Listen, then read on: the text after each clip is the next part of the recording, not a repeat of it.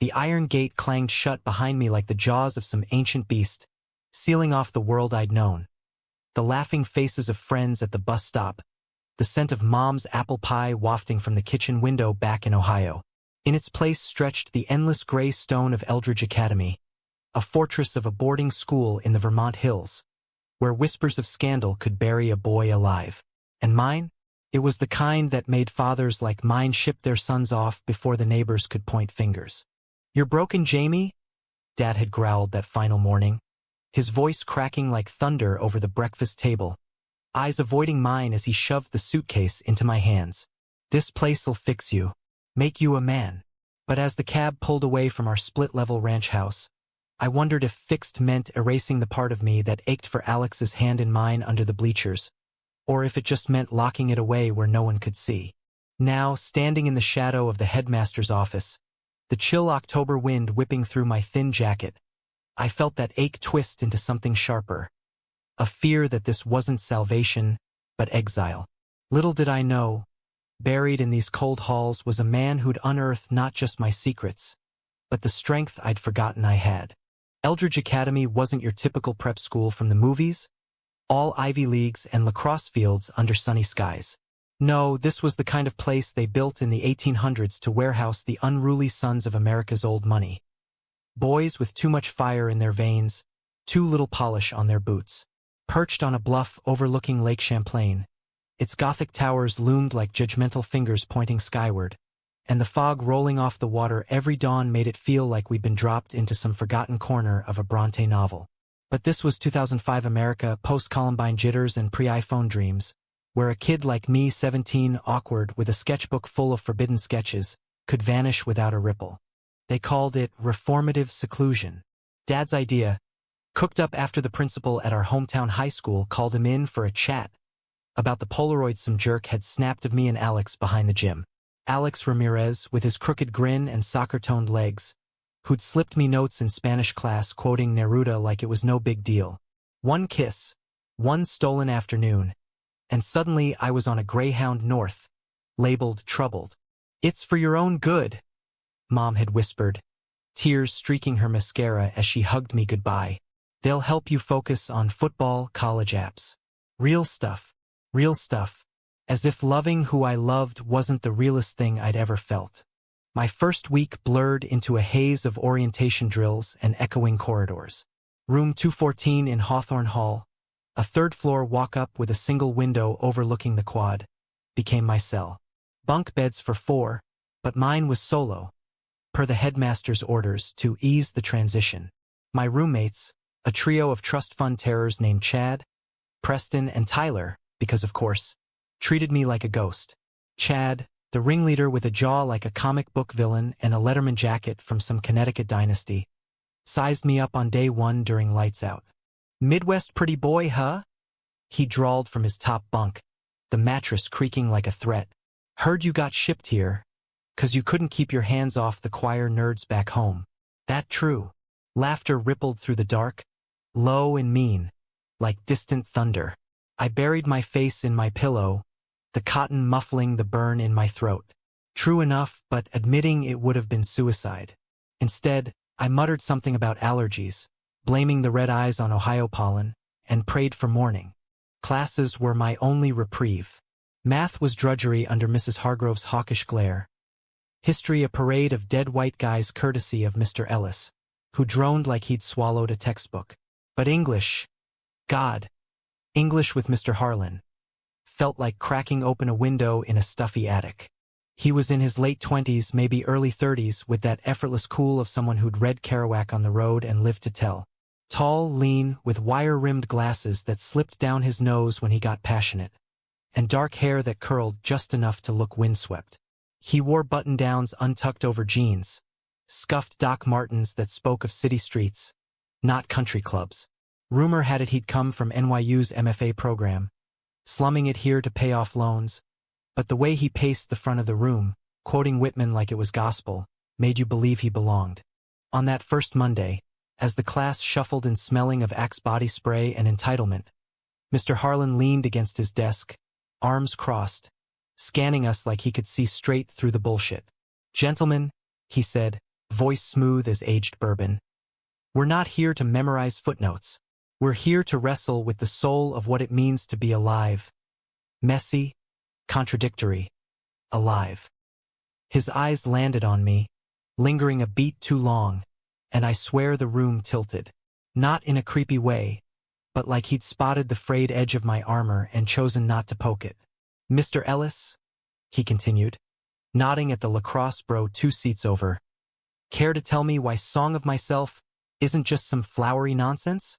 Ellis fumbled, mumbling about democracy or whatever, but I tuned out, sketching the curve of Harlan's hand on the desk. Strong fingers, ink-stained, the kind that could hold a pen or a heart steady. It was a habit, drawing what moved me, faces mostly boys from magazines or memory. Alex's profile now faded in my wallet. I didn't notice Harlan circling until his shadow fell over my notebook. "Jamie Whittaker, right?" His tone was casual, but up close, he smelled like cedar and old books, a combo that hit me like a rogue wave. I snapped the book shut, heat flooding my cheeks. "Yeah. Sorry, No apologies. Show me." It wasn't a command, more an invitation, and before I could protest, he was flipping pages. Careful, reverent. Past the safe stuff, trees, cars, the lake at dusk. Then the portraits. A jawline sharp as a switchblade. Eyes that laughed without sound. He paused on one, the sketch of Alex mid-laugh, and something flickered in his expression. Recognition? Pity? "You've got talent, Whittaker. Real fire. Ever think about channeling that into stories? Not just lines." I shrugged, mumbling about it being just doodles. But he didn't let it drop. After class, as the bell rang and the herd stampeded out, he caught my elbow. Light touch, gone in a second, but it lingered like static. "Stay a minute. I've got a book for you." From his satchel, he pulled a dog-eared copy of The Perks of Being a Wallflower. The spine cracked like it had been loved hard. "Chbosky gets it, the ache of being on the outside. Read it. And Jamie, whatever brought you here, it doesn't define you. Not unless you let it." I walked back to Hawthorne that afternoon with the book tucked under my arm like contraband, the weight of his words settling in my chest. For the first time since the gate clanged shut, I felt seen, not as the freak from Ohio, but as Jamie, the boy who dreamed in charcoal and verse. Little did I know, that book was the first key in a lock I'd thought unbreakable. The weeks blurred into a rhythm of fog-shrouded mornings and firefly-lit evenings, the academy's bells tolling like a monastic call to order. But order came at a cost. Chad and his crew escalated from whispers to pranks. My textbooks swapped for hollowed-out Bibles with "fag" scrawled inside. My laundry accidentally dyed pink in the communal washers. I reported the first one to Dean Whittaker, no relation, thank God, who sighed like I'd asked him to climb Everest. "Boys will be boys, son. Toughen up. Toughen up." As if swallowing glass was character building. Nights were worst, when the dorm fell quiet and memories crept in like smoke. I'd lie there, staring at the water stains on the ceiling that looked like maps to nowhere, replaying that last fight with Dad. "It's a phase, Jamie. Girls, normal girls. That's God's plan." He'd waved the pamphlets from some ex-gay retreat, his face purple with the kind of rage that comes from fear. Mom had hovered in the doorway, wringing her apron, whispering, "We love you, honey. We just want you safe." Safe. From what? From myself? From the world that chewed up kids like me and spat out husks? Mr. Harlan's class became my anchor. He didn't hover, didn't pity, he challenged. Assigned essays on identity and Catcher in the Rye, debates on forbidden love in Romeo and Juliet that had the room squirming. One afternoon, as rain lashed the windows like it wanted in, he had us free-write about a door we'd never open. Mine spilled out in a rush. The basement door back home, where Dad kept his reform books. The one I'd slammed behind me in a tantrum at 14 when he caught me with that dog-eared copy of Brokeback Mountain hidden under my bed. Harlan read it aloud. Anonymous, he swore. But his voice caught on the line about the echo of a boy's first heartbreak bouncing off concrete walls. Afterward, he pulled me aside again. The classroom empty, fluorescent hum the only sound. "That's raw, Jamie. Honest. You ever show this to anyone?" I shook my head, throat tight. Good. Keep it that way until you're ready. But know this, stories like yours? They're the ones that change things, that save people. His hand brushed my shoulder. Accidental, platonic. But the warmth seeped through my shirt, chasing the chill. I nodded, mute, and bolted before the tears could fall. By mid-November, the leaves had stripped bare, mirroring how I felt. Exposed, skeletal. Chad's latest stunt. A fake love letter slipped into my mailbox, signed your secret admirer with lipstick kisses. Had the whole dorm snickering. I crumpled it in the bathroom stall, fists clenched until knuckles whitened. That's when Tyler, the quiet one with the acne scars and a poet's soul hidden under his bravado, knocked softly. Hey man, that was messed up. Chad's just insecure. You okay? Tyler, the wild card. We'd bonded over late-night talks about Radiohead albums and the injustice of curfew. Him confessing his own family pressures, divorce, expectations to join the family law firm. You're not alone in this snake pit, he said that night, passing me a pilfered candy bar through the stall door. Stick with me.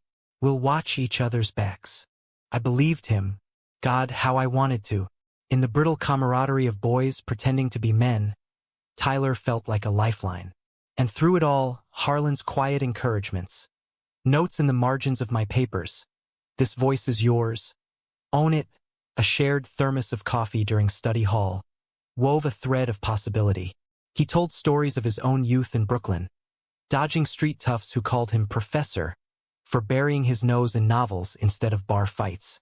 I learned early, he said one gray afternoon, grading papers while I lingered, that the world's loudest haters are just scared of their own shadows. As Thanksgiving loomed, with its promise of forced family calls and empty platitudes, I found myself sketching Harlan. Not his face, but his hands again, turning pages in the lamplight of the faculty lounge I'd glimpsed through a cracked door. It was innocent, artistic, or so I told myself. But deep down, in the quiet hours, I wondered if the lock on my heart was cracking. Not from force, but from a kindness I'd never known. Winter hit Eldridge like a freight train, blanketing the campus in snow that muffled screams but amplified silences. The lake froze into a silver mirror, reflecting back distorted versions of ourselves as we trudged to classes in parkas and scarves, breath fogging the air like unspoken confessions. Christmas break was a non-starter for me. Dad's edict? Stay put, build character. So while Chad jetted off to Aspen and Preston to their Hamptons manse, Tyler and I hunkered down in the near-empty dorms, raiding the kitchen for contraband hot cocoa mix and plotting escapes that never materialized. Tyler became my shadow, the brother I never had. We'd sneak into the library after hours. Old Man Jenkins, the night warden, half-blind and hooked on his pipe, huddled in the reference section with pilfered paperbacks. This place is a pressure cooker, he'd say, voice low as we passed a flask of smuggled whiskey his uncle had mailed. One wrong move and boom. But you, Jamie, you're different. Got that quiet fire. Like Holden Caulfield, but with better hair. His compliments landed soft, disarming. Tyler was all limbs and earnest eyes, the kind of guy who quoted Vonnegut unironically and sketched band logos on his Converse. Over those long nights, stories tumbled out. His parents' bitter split, the therapy sessions where shrinks poked at his avoidant tendencies. In return, I let slip fragments of home. The church picnics where I'd fake laughs at Dad's hunting yarns. The night Alex and I carved our initials into the oak behind the field. Hearts too scared to beat loud. Sounds intense, Tyler murmured, shoulder bumping mine in the dim light. But real.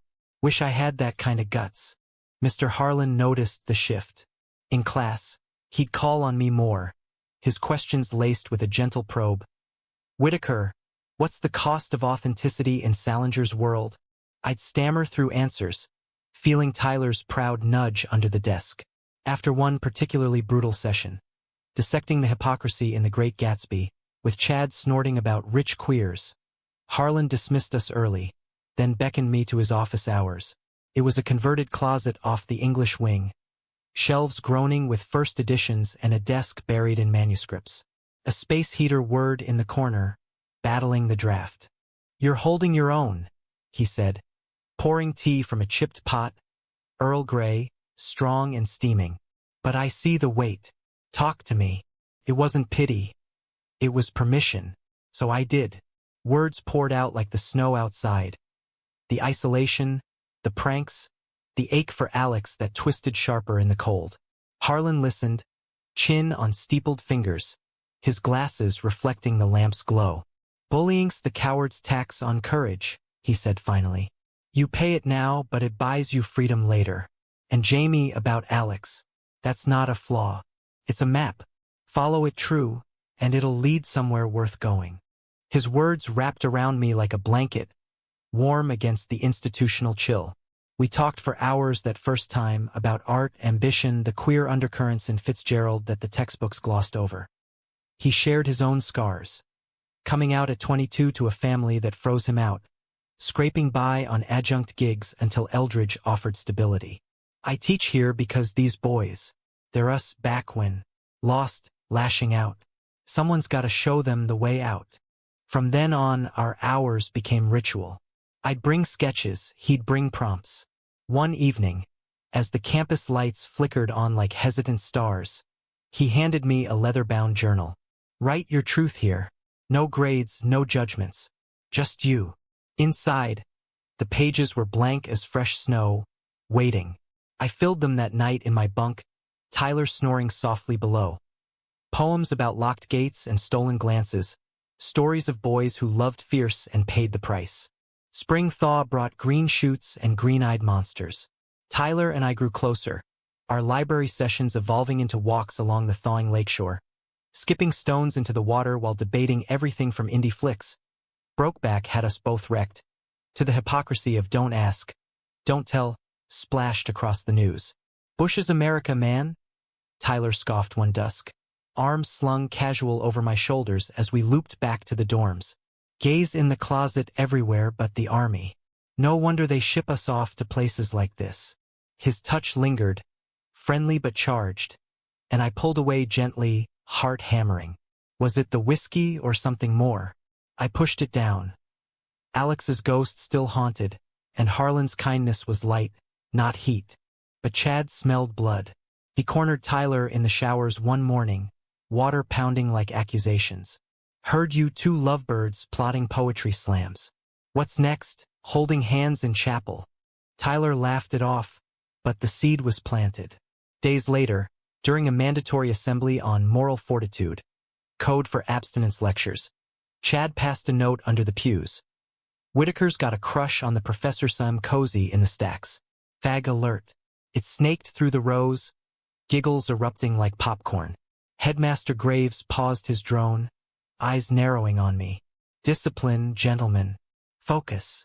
That night, Tyler found me in the quad, snowmelt pooling at my feet, fists balled in my pockets. Chad's full of shit, he said, breath minty from stolen gum. I told him to back off. We're good, right?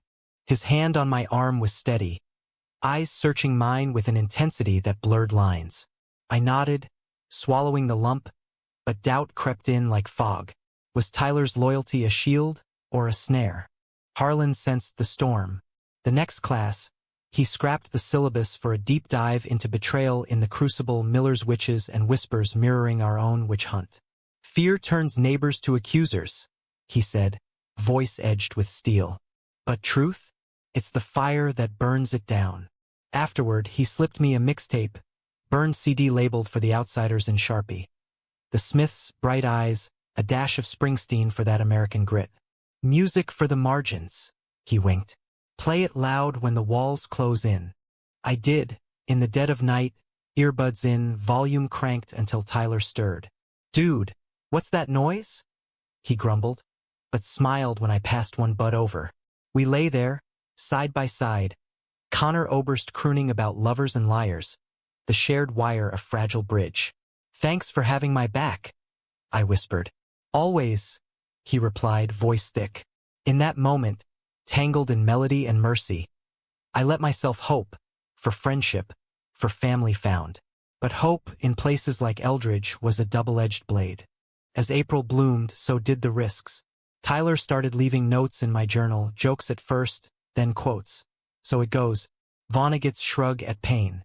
One read, "You're braver than you know." My stomach flipped. Was this the door Harlan warned about? I confided in him during hours, words tumbling. Tyler's solid, but, I don't know. Feels loaded. Harlan leaned back, tea steaming between us. Feelings are maps, not mandates. Tread careful but don't stop. The best paths are the scary ones. He was right until he wasn't. Prom weekend. Eldridge's sanitized version. Punch and polka in the gym Chad struck. He tailed us to the library, snapped photos on his flip phone. Tyler's arm around me, my head on his shoulder during a yawn. Blurry, damning. Monday morning. The images circulated like contraband smokes. Whispers turning to roars. Dean Whitaker hauled me in, face like stone. This behavior ends now, Whitaker. One more incident and it's expulsion. Or worse, home. Your father's been informed. Home. The word twisted like a knife. Tyler cornered me in the hall, eyes wild. I swear, Jamie, I didn't. But the doubt festered. Harlan pulled me aside post-class, concern etching lines around his eyes. Breathe. This is their game, not yours. Write it out. Fight with words. His hand on my back, steadying, not sparking, grounded me. But as I fled to the stacks that night, journal clutched like a shield. I couldn't shake the feeling that the whispers were closing in, and one of us would break. Summer's promise hung heavy, but so did the air of reckoning. Tyler withdrew, excuses piling up like unread texts. Chad's crew circled, vultures in Letterman jackets. And Harlan? His light never dimmed, but I caught him watching me with a new wariness, like he knew the fuse was lit. Little did I know, the explosion would come from the hand I least expected. May unfurled like a false flag, lilacs perfuming the air while tension coiled tighter than a hangman's noose. The academy buzzed with end-of-year fever, finals looming, frat party dreams for the seniors. But for me, every corner hit a tripwire. Tyler's notes stopped cold after the photo scandal, his bunk empty more nights than not. Whispers saying he'd hold up with Chad's crowd to prove himself. I spotted them once in the quad, Tyler laughing too loud at some crude joke, his eyes sliding away when they met mine. Betrayal or survival? The line blurred, leaving me adrift in a sea of suspicion. Harlan's office became sanctuary. No more casual chats. These were strategy sessions, dissecting my essays like battle plans. Your voice is sharpening, he'd say, red pen hovering over lines about fractured trusts. Use it as armor. One stormy afternoon, thunder rumbling like artillery, he shared a poem. His own, scribbled on faculty stationery. In the hush of halls where echoes lie, / a boy's heart learns to beat or die. It was raw, unfinished, about a mentor watching a student teeter on the edge. Wrote that after my first year here, he admitted, voice low. Seeing kids like you, it stirs things up. Our knees brushed under the desk. Accidental, electric, and the room shrank.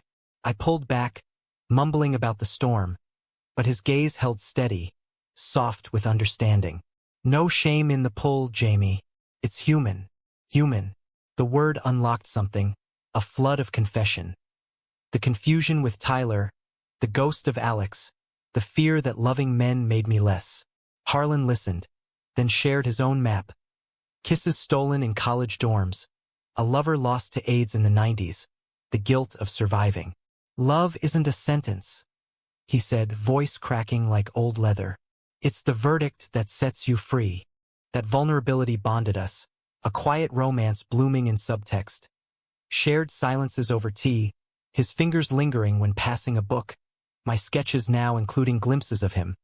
A profile in rainlight, hands cradling a mug. Never overt, always laced with restraint. He was the teacher, I the student, lines drawn in invisible ink.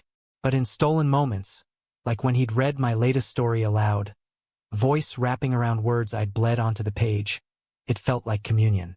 This is gold, Jamie. Publish it someday. Let the world hear. Tyler resurfaced mid-month, cornering me after chem lab. rain-slicked hair plastered to his forehead. We need to talk. We slipped into the chapel. Ironic, its stained glass depicting saints with judgmental stares, huddled in a pew like sinners seeking absolution. Chad pressured me, he blurted, eyes red-rimmed. Said if I didn't distance, he'd out me too. My dad's already on thin ice with the firm. One whiff of this and I'm cut off. This, the word hung heavy. But you're not like them, Jamie. I care. More than I should. His hand found mine, tentative, and for a heartbeat, I leaned in, the familiarity a bomb. But doubt poisoned it. The photos, did you know? He swore no, but the hesitation flickered.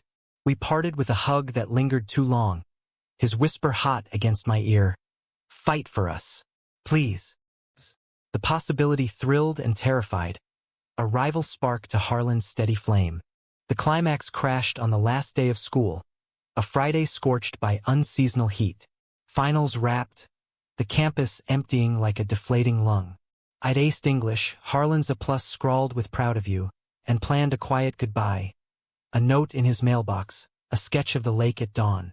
But Tyler intercepted me in the dorms, face ashen. Chad's got something big. Meet me in the stacks at 8. Don't tell anyone. Heart pounding, I went. The library loomed dark, moonlight slanting through high windows like accusatory beams. Tyler waited in the shadows, clutching a manila envelope. He stole your journal. From your bunk. Copied pages, the ones about Harlan. My stomach dropped. Those pages. Fevered entries blurring mentorship into longing. Sketches of hands that weren't just artistic. Chad's taking it to Graves tonight. Says it's proof of inappropriate conduct. Could get Harlan fired. You. Expelled. Betrayal hit like a sucker punch. Tyler? The one who'd vowed brotherhood? You knew he had it? My voice cracked, venomous. He flinched. No. I found out today, swiped it back.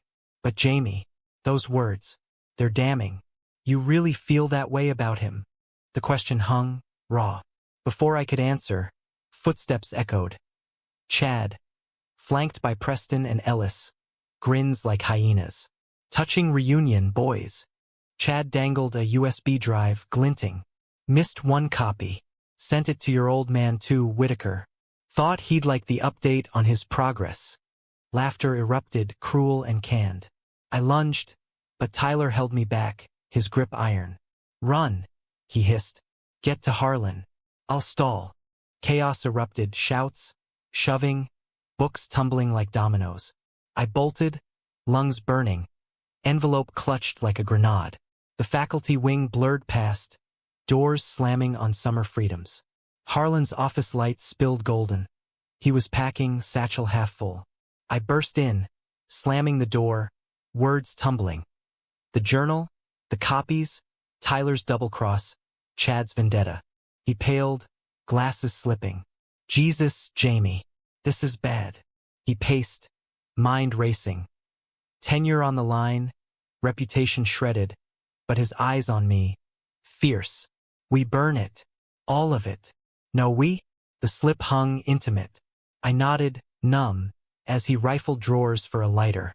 But sirens wailed distant, security, Graves alerted. Go, he urged, pressing the envelope into my hands. Hide it. I'll handle the fallout. I fled to the lake, waves lapping like accusations, burying the pages under a rock as thunder cracked overhead. Back at the dorms, the storm broke. Graves in the quad, megaphone blaring assembly. Chad's evidence projected on a bedsheet. Blurry scans. My words twisted into tabloid fodder. Gasps rippled. Tyler, dragged forward, face bruised from the scuffle, shouted, It's lies! Chad set it up, but the damage was done. Harlan, summoned, stood stone-faced as Graves intoned. Inappropriate relations endanger our youth. Mr. Harlan, you're suspended pending review. My world fractured. Dad's call came at dawn, voice arctic. What the hell, boy? That pervert touching you? We're pulling you out, straight home then therapy. Real help this time. Mom sobbed in the background. Tyler texted, I'm sorry. It was me or you. Forgive. But forgiveness curdled to ash. And Harlan? He vanished into admin meetings. No goodbye, just a note slipped under my door. Your story isn't over. Write the ending you deserve. As cops swarmed, routine, they said, for youth protection. I sat in the chapel, stained glass mocking me with its fractured saints. Betrayed by a friend, exposed by my own heart, saved only to lose the light. But in the ruins, a spark. Harlan's poem, memorized, whispered like mantra. A boy's heart learns to beat or die. I choose beat. Fierce. Unbroken. The investigation dragged through June like a bad hangover. Eldridge a ghost town of shuttered halls and yellow tape fluttering in the breeze. Chad crowed victory from his early release to summer camp. Some elite lacrosse boot camp in Colorado. While Tyler slunk home under family bail, his texts a barrage of apologies I left unread. Panicked. Chad had dirt on me too. Please Jamie, we're brothers. Brothers. The word soured, a betrayal etched in pixels. I deleted the thread, blocking the number. The ache a dull throb like a bruise refusing to fade. Dad arrived unannounced, his pickup kicking gravel in the visitor lot, face carved from Ohio granite. Get in the truck, he grunted, avoiding my eyes as we loaded my duffel. No lecture on the drive south, just AM radio static and the hum of interstate miles. Mom waited at the door, arms outstretched, but her hug felt like pity. We booked Willow Creek Retreat, she murmured over pot roast that night. The ex-gay pamphlets resurfacing like zombies. 2 weeks. Prayer, counseling. You'll see. It's a fresh start. Fresh start. As if reprogramming could erase the color from my sketches. I nodded through the motions, but inside, rebellion simmered. Harlan's note burned in my pocket. Write the ending. So I did, in secret. Journals hidden in my closet, stories of boys who fled fortresses, mentors who mended with words. Letters to Harlan went unanswered, returned, address unknown. Fueling nightmares of him ruined, blacklisted from teaching. Had my longing cost him everything? Willow Creek was a converted farm in Pennsylvania Dutch country. All white-clabbered and earnest smiles from counselors in khakis. Group sessions circled wagons around biblical manhood. Testimonies of deliverance from the lifestyle. I sat mute, sketching under the table. Faces of saints with Alex's eyes, Tyler's regret, Harlan's quiet strength. One night, during testimony time, a kid named Micah, 18, freckled, voice like cracked porcelain, shared his fracture. Outed by a pastor uncle, shipped here after a suicide attempt. They say it's sin, he whispered later as we snuck smokes behind the barn. But what if God's in the ache, the part that makes you feel alive? Micah cracked me open. We talked till dawn, about Eldridge's shadows, my tangled heart. That teacher, he said, exhaling smoke rings like halos. Sounds like a lifeline. Write him again. No return address. Pour it out. So I did, from a cyber cafe in town. Pages of truth, no varnish, the fear, the fire, the unspoken pull. You saved me even if it broke us. Thank you for seeing. Mailed to Eldridge's faculty box, a Hail Mary. Back home, summer festered. Dad's silences grew walls. Mom's worry a constant drip. I worked shifts at the local diner, greasy spoons and small-town stares, pocketing tips for a bus ticket east. Tyler's family sued Chad's for defamation. A quiet settlement that bought silence but no justice. News trickled. Harlan cleared. Insufficient evidence. But he'd resigned, vanishing into Brooklyn's anonymity. The void echoed. August heat wave broke with a letter, no return, postmarked NYC. Harlan's script, elegant loops. Your words found me. They're the map I needed. I'm starting over, adjunct at a community college, writing what I couldn't teach. You, keep burning bright. And Jamie, love isn't locked away. It's the key you carry. Always. Enclosed. A clipping from a lit mag, his poem published. In the hush, our shared scar, now scarred into print. That letter was oxygen.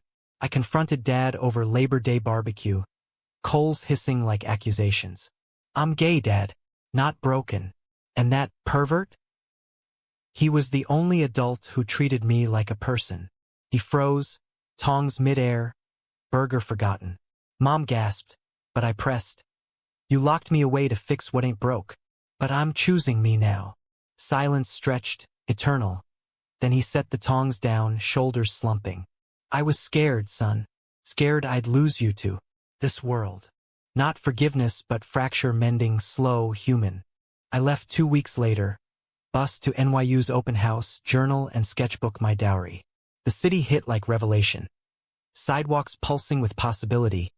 Rainbow flags fluttering from fire escapes. I enrolled in creative writing, dormed with misfits who quoted Audre Lorde over ramen. Micah visited, road-tripping from his own escape to art school in Philly. Tyler? A postcard arrived months in, out and owning it. Miss our library nights. Friends? I replied, always was. Deal your way. No romance there, just the humanism of second chances. Years folded, graduation, first publication. A chapbook of Eldridge elegies, dedicated to E.H., who unlocked the door. I tracked him down at a reading in the village, gray threading his curls, eyes lighting like dawn. Jamie Whitaker, he breathed, hug fierce and proper.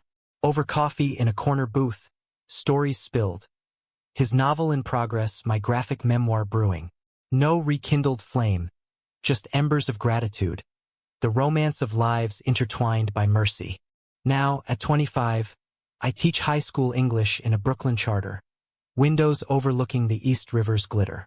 Kids like I was, queer, questioning. Find in my class the permission I craved. Dad calls Sundays, voice softer, asking about that book you're writing. Mom sends clippings of pride parades. And Harlan? We meet quarterly, old friends swapping manuscripts, laughing at how a locked-away boy became a bridge. Love, it turns out, isn't a climax or a crash. It's the quiet dawn after the storm, where echoes become anthems. Human, messy, unbreakable. I carry the key still, turning it wide.